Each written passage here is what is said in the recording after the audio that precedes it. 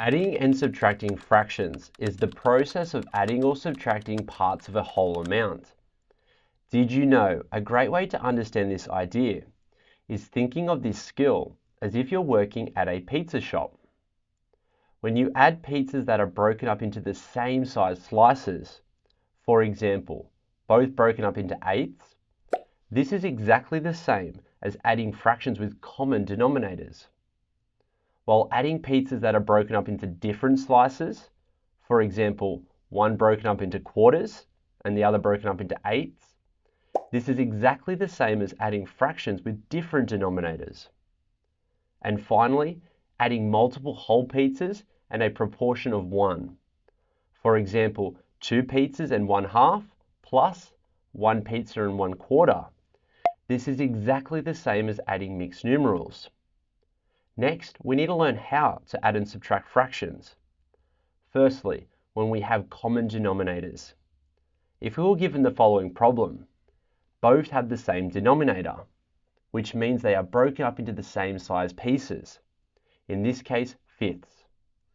We leave the same denominator for our answer, then simply add the numerators, or in other words, add the pieces as normal, giving us an answer of 3/5. Next, how do we add or subtract fractions with uncommon denominators? Looking at our new problem, we run into a problem straight away. We can't simply add or subtract the pieces since each fraction is broken up into different sizes. When mathematicians are faced with new problems, one strategy they took was to turn it back to a question they already knew how to solve. At this stage, we can add and subtract fractions with common denominators. How do we change the denominator without changing the value of the fraction? We can use the skill of equivalent fractions. Looking at this fraction, the denominator is 3. If we listed out the multiples of 3, we realize that 9 is a multiple of 3. Therefore, we can make an equivalent fraction with denominator 9. 3 times which number gets you 9? Yes, 3 times 3 equals 9. Remember to keep it equivalent. When we multiply the bottom, we multiply the top, giving us a new equivalent fraction, 6/9. Now that we have common denominators, for the answer, we write down the same denominator, then subtract the numerators, giving us an answer, 5/9. This is method 1.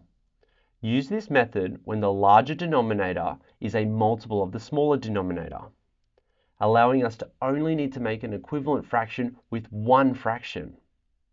Next, how do we answer this question when the denominator isn't a multiple of the other? Looking at this new problem, we can't multiply 2 by any number to get 5. This is when we need method 2. In this method, we make equivalent fractions for both. The simple trick is to multiply by opposite denominators. We can do this since 2 times 5 equals 10, and 5 times 2 also equals 10. Remember, what we do to the bottom, we need to do to the top. The first equivalent fraction is 5/10, and the second equivalent fraction is 4/10. Finally, since we have common denominators, for our answer, we write the same denominator. Then, subtract the numerators, giving us 1/10. Next, how do we add or subtract mixed numerals? Looking at our new problem, remember this means 2 wholes plus 1/3 plus 1 whole plus 2/5. So we add the whole amounts first, and 2 plus 1 equals 3. Then we add the fractions. Now for the fractions, to get common denominators, we need to make equivalent fractions for both. We do this by multiplying by opposite denominators. Then what we do to the bottom, we do to the top. The first equivalent fraction is 5/15, and the second is 6/15.